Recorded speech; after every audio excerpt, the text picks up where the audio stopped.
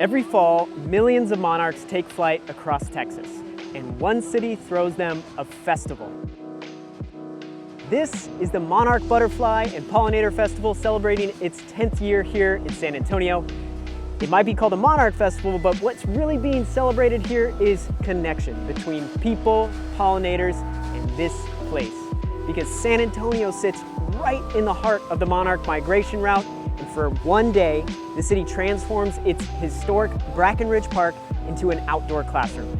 I met with Ashley Bird, the festival's director and an educational experience designer, to see how she turns natural science into play and a celebration into a lesson on how to keep Texas blooming.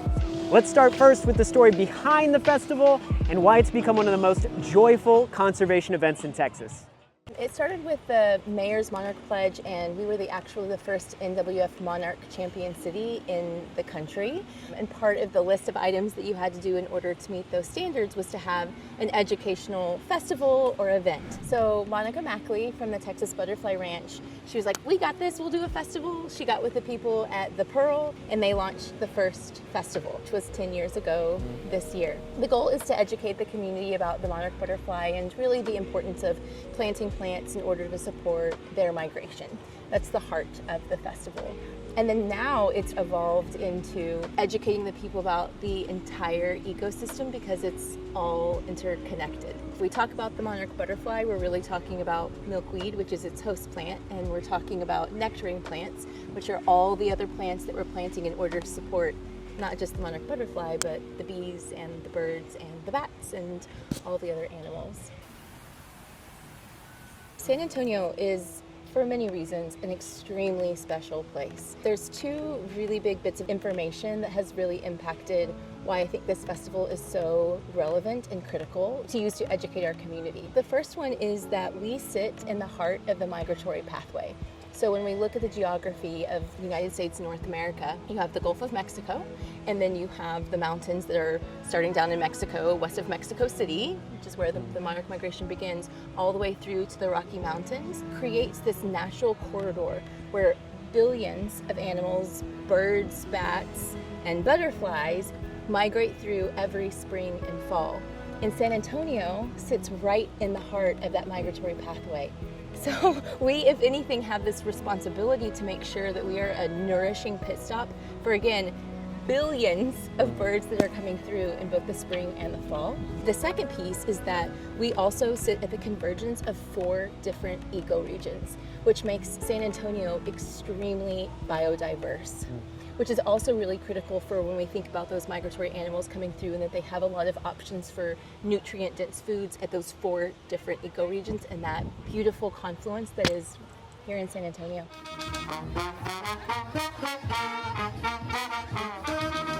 Year 10 feels, in reflection, really critical in that for myself it's been the recognition that this is about more than the monarch. At the very beginning, we looked at the monarch as, Monica calls it the gateway bug, because it has so much cultural significance with the Dia de los Muertos and the coming through and the representation, specifically with cultural tribes in Mexico, of it being the soul of our loved ones coming back home.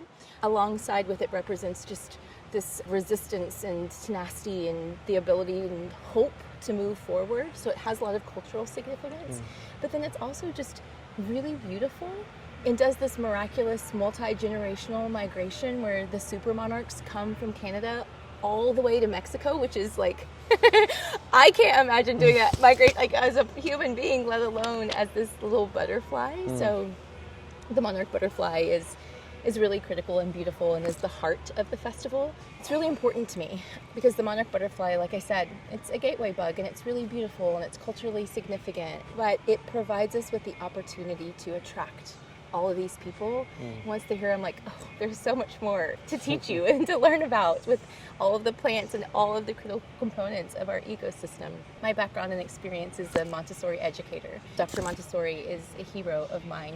And she has a really beautiful quote that I will do my best, but essentially is saying that we shall walk together on this path of life where all things are interconnected in order to form one whole unity. And so when I think about the ecosystem and the monarch butterfly, it's that there's this, it's the middle, right? Like that's what brings us here. And then you have all the different native plants and pollinators surrounding it to support it. And that's actually our icon for this year, because that to me is the recognition that we come here and we're celebrating the monarch butterfly, but we're really celebrating the interconnectedness of our entire ecosystem and all forms of life.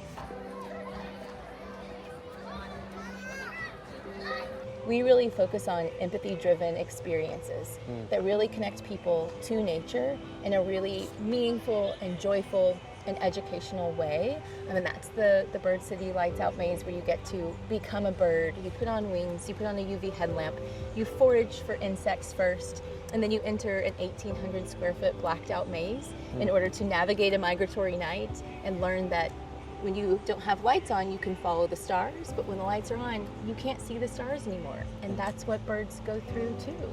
So you take the simple action of turning off your lights during those seasons in order to support the birds that you got to become when you were at the Butterfly Festival.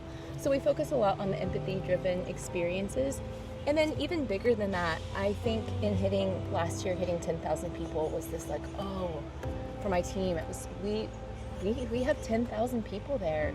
And in my mind, I literally just see a whole bunch of open minds and open hearts. And I'm like, what can I give you on that day that will inspire you to make change for the rest of the year, whether it's planting plants or supporting the decisions you make when you're planting plants. When you have a choice of a host plant or a bougainvillea, like, can you plant that host plant to support the monarch butterfly that your child became when they were at the festival and had to seek out nectar and seek out milkweed to go through metamorphosis. Yeah. Upholding that responsibility, I think, is really, really important to us. We also introduced the Curious Critter Collective this year, which we're working with local universities, environmental students, and we have a couple different groups that are becoming the pesticide posse, where they run around in red and they have these super soft red balls and they're trying to hit people because everybody has become a pollinator for the day and the people as pollinators experiment.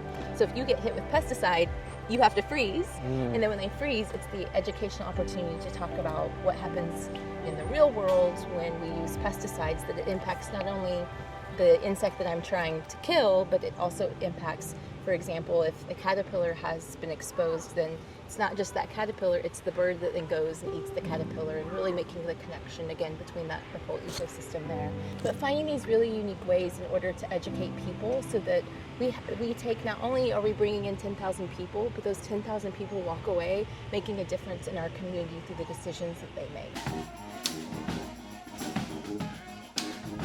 I really pulled in from Montessori a couple of major tenets, one of them being we want to meet children where they are.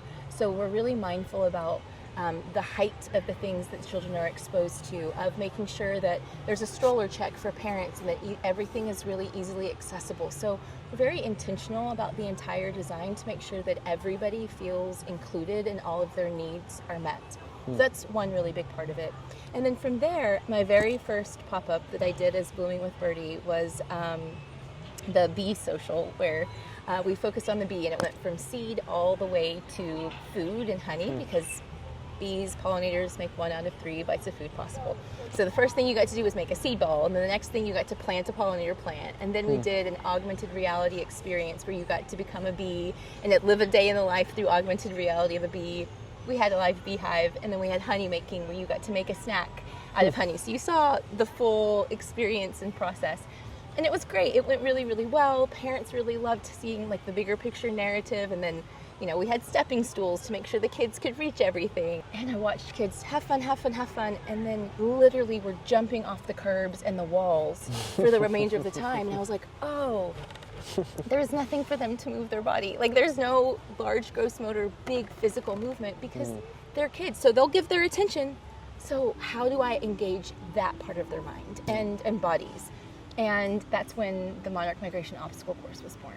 Because I was like, oh, what if I had them physically act out being a butterfly and flying from here, going through metamorphosis, flying to Canada, overcoming the obstacles. So the obstacles turn into things like hail balls. There are these like plastic balls that get thrown in them. They have to overcome citizen science taggers by going under a net. They have to touch Fisher Price cars so they don't get hit by cars. So that was the manifestation of how can we turn this into something that really supports children's needs throughout the day. And I think that's part of the reason why it's become so popular, because the kids want to be here, they want to do the experiences, and it meets their need for, they're so open-minded, they're eager to learn, they're eager to play, they become something else, they become a bird, they become a monarch butterfly or whatever the activation is.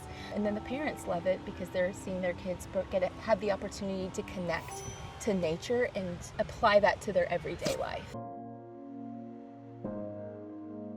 Last question for you, Bird, and I know that this may be a tough one, especially given the context that the festival is tomorrow, but thinking about the next 10 years for the festival and the impact of the many attendees that you mentioned, some I'm sure are returning, some I know are going to be new, but what I know the festival is a major thing you do, but not the only thing you do with Blooming with Birdie.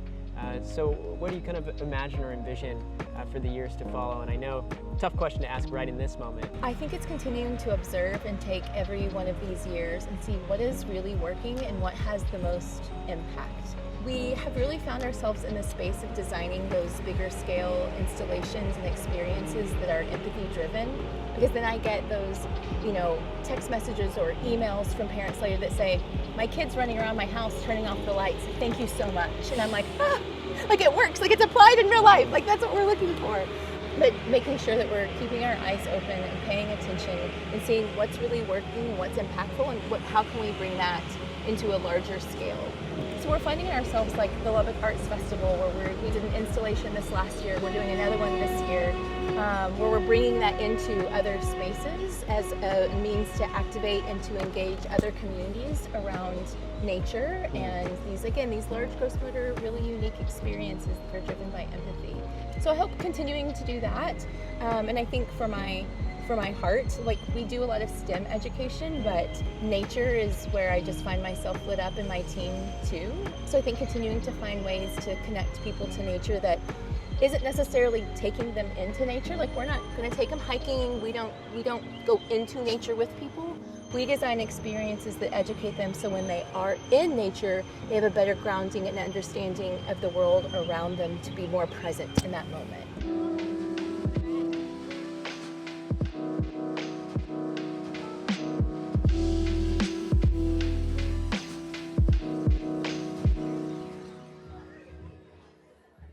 Spending the day here, it's hard to not feel hopeful. You see kids running through the obstacle courses, families learning about native plants that keep Texas blooming, and it hits you how much impact one festival can have when it makes people feel a little bit more connected to their nature. And that's what I try to capture in my weekly newsletter, my Texas Field Notes, stories from across Texas about the people and places working to keep our land, water, and wildlife thriving. If that sounds like your kind of thing, you can sign up at coreames.com or check out the link in the description below. All right, y'all, until next time.